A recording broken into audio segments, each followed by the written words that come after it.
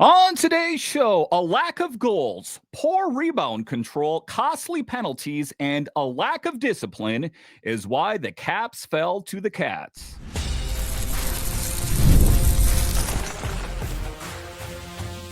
Your Locked On Capitals, your daily podcast on the Washington Capitals. Part of the Locked On Podcast Network, your team every day. Well, hello and welcome into this edition of Locked On Capitals, part of the Locked On Podcast Network, your team every day. My name is Dan HOLMI. I've covered the Capitals for the past 4 seasons for Locked On and various other outlets before that. I'm also the host of the weekly show called The Capitals Minute Cast, available wherever you find your podcasts.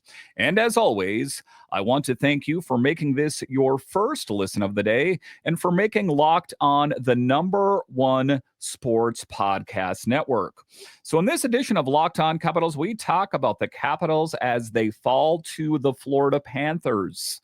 Yes, if you thought they figured it out after picking up a big win over the Carolina Hurricanes, think again. A bit later, we'll talk about the young players need to earn it. Many people out there are saying, why doesn't Ryan Leonard get more opportunities? And honestly, with what we saw in the game tonight, he didn't find the back of the net, but was generating a lot of opportunities. That kind of reinforces that thought process. And then to close out the show, we'll talk about Tarek Parasek absolutely lighting it up. But just to get it going here again, the Capitals fall to the Florida Panthers and come crashing back down to earth. If you guys thought they figured it out, that, they picked up a win and, everything is right in the world anymore. Yeah, not so much. A lot of bad habits came back to haunt this team. Logan Thompson and rebound control is not his finest hour. And ultimately, how do they fix what is wrong? And the thing about the Capitals this season is that when the wheel wobbles, it really wobbles, and, well, then it falls off, as was the case tonight. The too many men penalty and just disorganized in general. It was an ugly game in a lot of different regards. So let's dive into it in the first segment of today's show. And the biggest takeaway, of course, is the Caps straight up exposed by the back-to-back defending champs.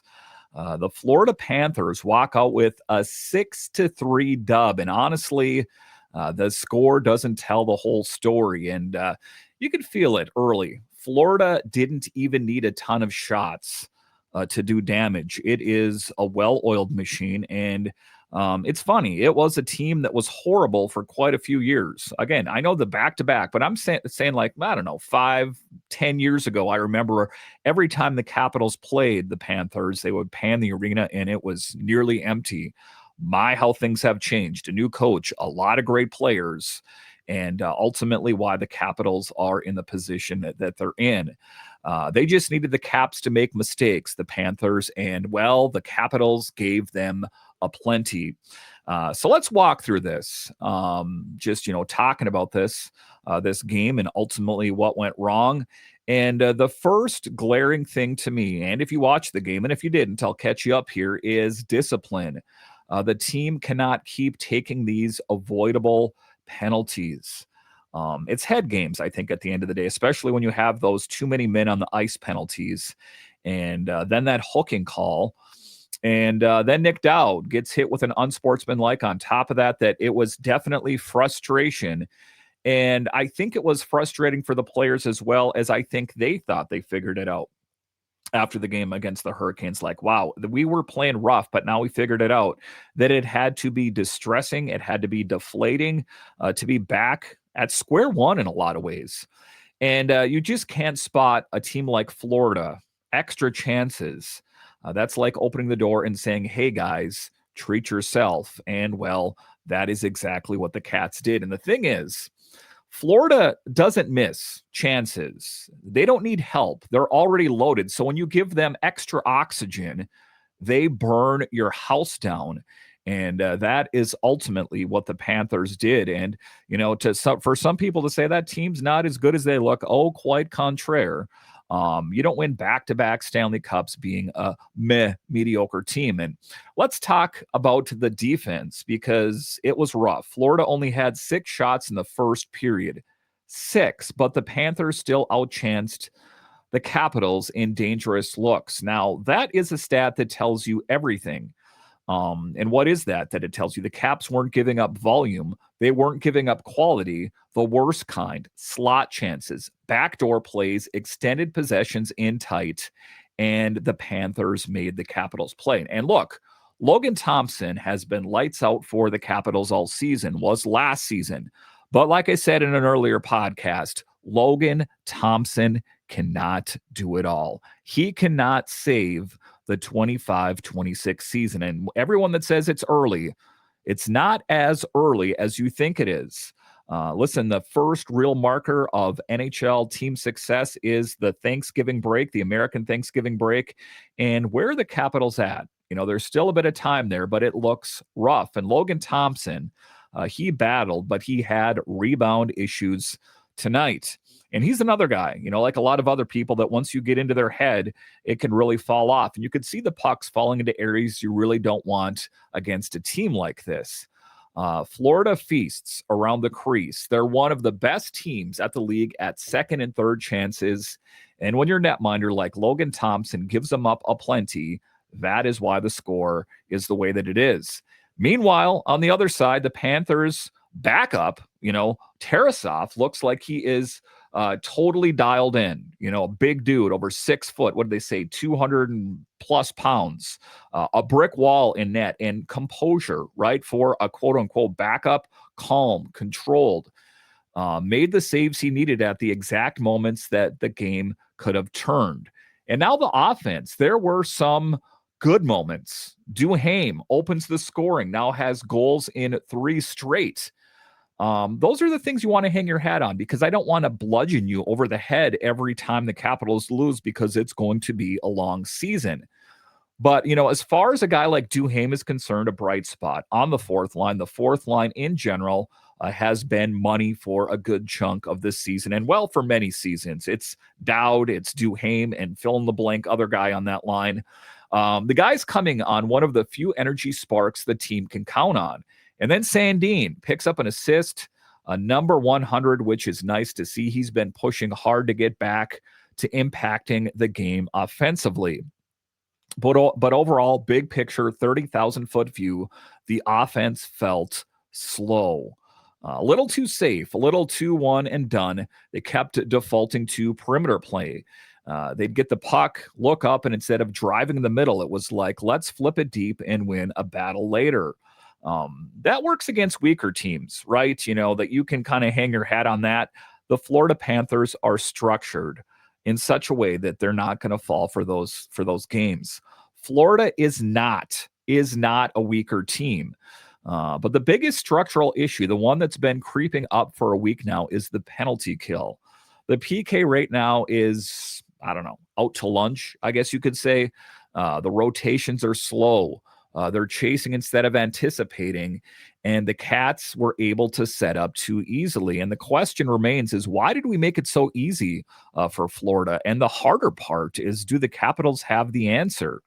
And if you're giving the Panthers of all teams clear set plays on the power play, that is not going to end well for your team, as was evident in the final score. But the frustrating part for me is this: the Caps weren't blown out of Florida because Florida dominated them in every aspect. That's not what happened at all. They were blown out because Florida punished every mistake. You give it up, we're going to make you pay. Too many men penalty, we're going to make you pay. A hooking penalty, Nick Dowd on sportsmanlike conduct, every loose puck, every mental lapse, every bad change, every penalty. That's what elite teams do. It's not happenstance that Florida wins Stanley Cups like that. And this is the part that we need to be honest with. If the Caps want to be a playoff team, nights like this simply cannot happen. Not like this. Not with this many self-inflicted wounds. Like I said, it's not all doom and gloom. There were stretches tonight. The Caps actually controlled momentum. They forechecked well in spurts. They created some decent pressure. And they show they can hang shift to shift, but big picture, they got outworked, and it's easy to see. I know this is a Capitals podcast, who the better team was. The Capitals could not sustain pressure, and that's what separates the Panthers from the Caps right now. Florida is consistent, relentless, disciplined, structured. The Caps, good in moments, but moments don't beat champions. So where do the Caps go from here? Well, for one, you could clean up the penalties. You could tighten up the high danger defense. You can help your goalie so he's, not seeing 3 whacks at every rebound. And you get the middle six going because they cannot rely on one player at a time. This is not Alex Ovechkin saving the team anymore. He cannot score goals. And you fix the PK. Just fix it. Get pressure at the point. Collapse when you need to. Rotate with purpose. The loss should serve as a mirror. The Caps got a real honest look at where they stand against a Stanley Cup caliber team. And the answer right now is they've got a lot of work to do. So not a fun one to break down for you guys. They can't all be fun, but it is our team. And at the end of the day, we still love them regardless of how they play, right? We just hope that they can clean it up. I keep telling myself they're going to catch on sooner or later. They're going to catch on before this weekend against the Devils who are on deck, right?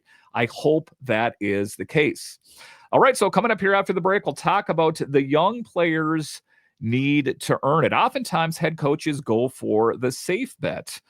That is the grizzled old veteran. So for young guys like Ryan Leonard, they've really got to earn it. I'll talk about it next.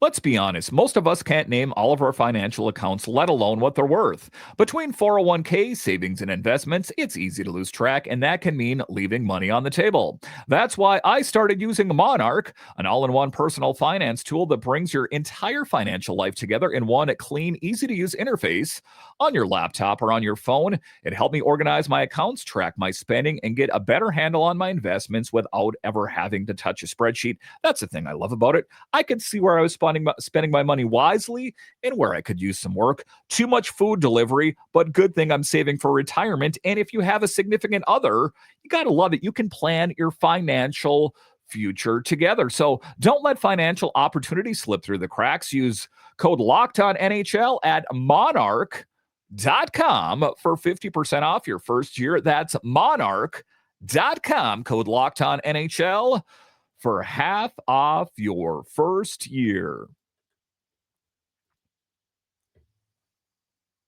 All right, welcome back into this edition of Locked On Capitals, part of the Locked On Podcast Network, your team every day. I want to thank all of you for making Locked On the #1 sports podcast network, and thank you to all the everydayers that watch this every day or listen to this. You are ultimately what makes this show successful. So in the second segment here, we're talking about young players and how they need to earn it. And, one of the players I'm going to talk about here is Ryan Leonard. And, the tough thing for Leonard is that he comes from a background where he's used to succeeding. He's used to succeeding back-to-back 30-goal seasons at Boston College, the international stage, and the feeling that, just frothing at the mouth that we were waiting for Ryan Leonard to join the Capitals and generating opportunities, right? But not finding the back of the net. So it's got to be frustrating for him. And I'll talk about it here. One of the things that he needs to learn to do is to learn how to fail and how to pick yourself up again, because it's not always going to be easy. And it's not easy for the young players on the team trying to earn their spot. Spencer Carbery is picking his spots with the young guys, and it is working to an extent. So let's jump in. The biggest thing for me is Carbery is being intentional with the young guys on the team. He's not rushing them. He's not burying them. He's choosing the right moments. You saw a little bit of mixing and matching in this last game where you saw McMichael and sort of vacillate back a little bit there, that they were trying to do what they could do to generate some offense. And that is ultimately what the Capitals need right now. So let me make a case for it. Ryan Leonard's minutes the other night were lowest of the season, played a bit more in the game tonight, and a lot of people reacted like, what is happening here? But as far as Leonard is concerned, he still created offense, still created opportunities, just like we saw in the game tonight. He still found a way to help the team, even when he wasn't getting heavy minutes. And it's quality minutes, right? Just like we saw with Alex Ovechkin, at least last year, that less was more. I guess it's the jury still out on him this season. But as far as Leonard and the young guys are concerned, that tells me Carbery is managing situations instead of forcing them. He's picking moments where Leonard can succeed, putting your aces in their places. And he's picking moments where he's not going to be overwhelmed. And Carbery said as much as that's the plan. He wants to give Leonard real opportunities. And, some people are saying we should surround him with better players. Listen, the Capitals in general, painting it with a broad brush, are not converting. They're not scoring goals. That who is going to be the player he's going to align himself with? What forward line is going to give him the big success? But Leonard, we want to give him real opportunities, give him looks on the power play, top six look, shootout chances. But the hard part is we also need to see him fail sometime. And you can see the frustration on Ryan Leonard. That, like I said, it's got to be hard for a guy that's been so successful his entire career. It has to be a humbling experience. And this is a coach with a plan. He's not panicking. And the analytics and what he's saying back it up. Per minute impact, transition numbers, scoring chances created. It all lines up with the idea that this slower, more controlled development path is helping. And this is the tightrope that the Capitals are walking. It is the Ovechkin era entering into what could be the post-Ovechkin era, trying to win, trying to develop, trying to keep veterans in rhythm, and trying to build the next wave. Carbery is threading that needle. And it's a tough one because, you take a look at players that contributed earlier. I'm talking about Alexei Protas. He has not been a real threat for a bit here. A guy that started off really strong.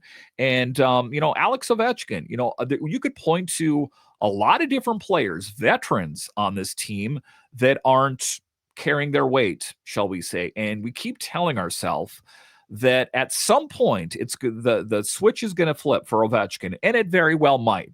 I've heard it, and for a long time, never doubt the big man. And I don't want to point it to Ovechkin specifically, but the thing I'm getting to is that if it's not the established players, then do we give the younger players more opportunity? Again, we saw a bit more of that in the game tonight where they're trying to get, Leonard in, and he's right there. There was that one where we were watching the game that it was a drive for the net, kind of, a toe drag there. And all of a sudden, if he would have found the back of the net, that would have been the one that you would have been pumping your fist at home if you're watching the game. Kind of a dangle move there that you're seeing glimpses of the player that he is. And we ultimately know who Ryan Leonard is. I just think that he's the guy that once it happens, I think that those floodgates will open. But it's about bringing the other younger players along with as well. Sort of, scored, but we need to see a whole lot more as the Capitals pushed all their chips in. LaPierre, and at some point, I think it's inevitable that if we continue down this current path of struggling offensively, that we're going to get a peak, I think, at a young player in Hershey. I'm talking Ilya Protas, something of that nature, some player of that nature. And then if that doesn't work, something that, I've said on the show, if you're an everydayer, I said last summer needed to be taken care of. They're going to have to go and do the hard thing, and that is acquire a scoring forward, more specifically, a scoring center, hopefully.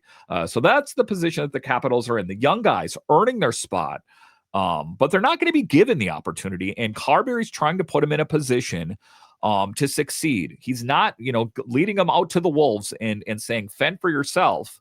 And I think that ultimately it will pay dividends. How long will it be before it pays dividends? That is the question. All right, so coming up here after the break, we'll talk about young players popping off the page. I'm talking Tarek Parasek. What's the latest? I'll discuss straight ahead.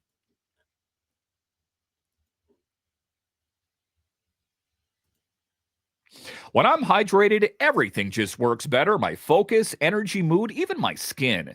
That's why I've been using Drip Drop. It's a doctor-developed hydration that keeps me running at full power. No matter what my day looks like, Drip Drop isn't your average sports drink. It delivers 3 times the electrolytes and half the sugar of the leading brands using a science-backed formula trusted by medical professionals, firefighters, and over 90% of top college and pro teams. I like using Drip Drop as a part of my daily routine. I'll mix a packet in right before the morning before I go to the gym or my midday slump. And I know that's why you're going to love it, because when you go through the day, sometimes it's just this thirst, this hunger. And then when you take a nice drink, it can make your day feel that much better. And if you're drinking something less than Drip Drop, I don't think it's as satisfying. Once I've started this, I'm not leaving, and I know you're going to love it as well. So right now, Drip Drop is offering podcast listeners 20% off your first order. So go to dripdrop.com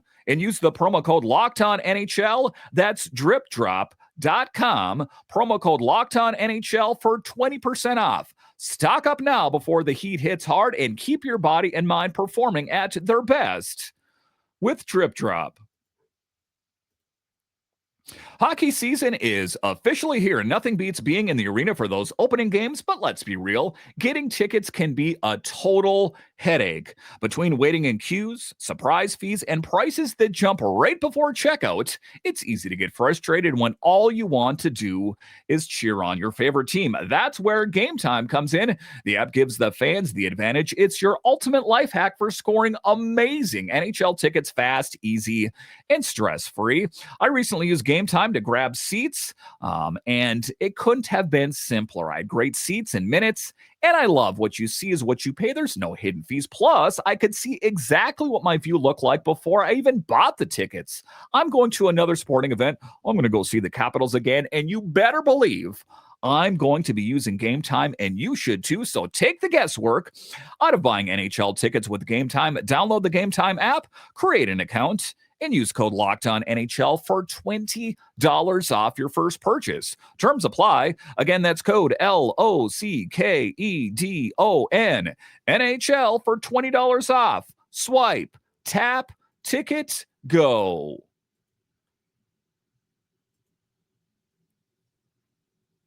All right, welcome back into this edition of Locked On Capitals, part of the Locked On Podcast Network, your team every day. The best way that you can help grow the show is to subscribe to Locked On Capitals on YouTube, like the videos, and comment anything down below. And calling all the everydayers, come join me over on the Locked On Capitals Insiders. You will get news about the Capitals message to you directly via text message from yours truly. There's so much to love. You can text me back. There's more information in the show notes. So in the last segment of today's show, segment 3, we're talking about young talent, and it's got to get better at some point.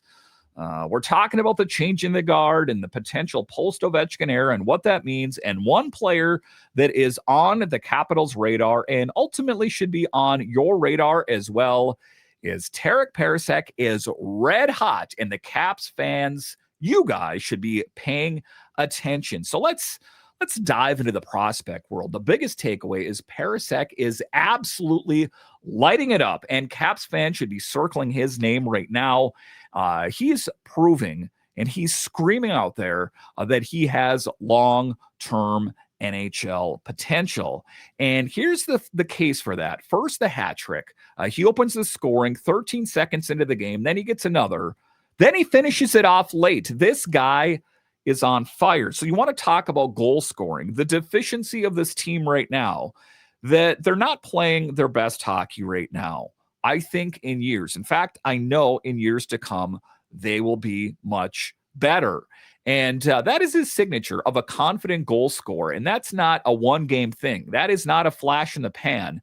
He is doing that on a consistent basis. Last I checked here, it was 15 goals and 30 points so far. Those are massive numbers in junior hockey. He trails only Lyndon Lakovic in the WHL, and he's hovering near the top of total points.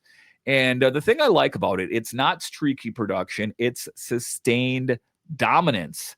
And even better, the Caps are heavily involved. Video sessions, communication, conditioning plans, skill development, they're invested. And when a team, is in the hands of a young scorer, it usually means that there is an NHL path forming. Now, he's not the only one, right? There's Ilya Protas, there's Crystal, there's Miroshnichenko, that ostensibly these guys are Capitals bound at some point. And it's up to them to kind of take control of their destiny. And as far as Parasek is controlled, mission accomplished so far. I guess I'll reserve my total judgment, but living in the here and right now, he is lighting it up. And the thing I like about him is that some prospects flash, some have empty calorie scoring. Parasek is scoring and timing with spacing, with poise, and those traits carry over to the pro level. Now, is he going to join the Capitals tomorrow? Nope. Is he going to get called up this season? Nope. But I think that, a year or two away, I think there is a distinct possibility. A lot of this will be determined on what happens with Ovechkin. I think that we will see bigger changes in the post-Ovechkin era, that I think that they're not going to try to get too crazy. And ultimately, we didn't know this was going to happen, right? That, you take a look at the Capitals last year, pretty much the same roster, Mangiapane, Radish, which, I didn't think were too, noticeable, but as it turns out, Radish is actually kind of dominating with the Rangers.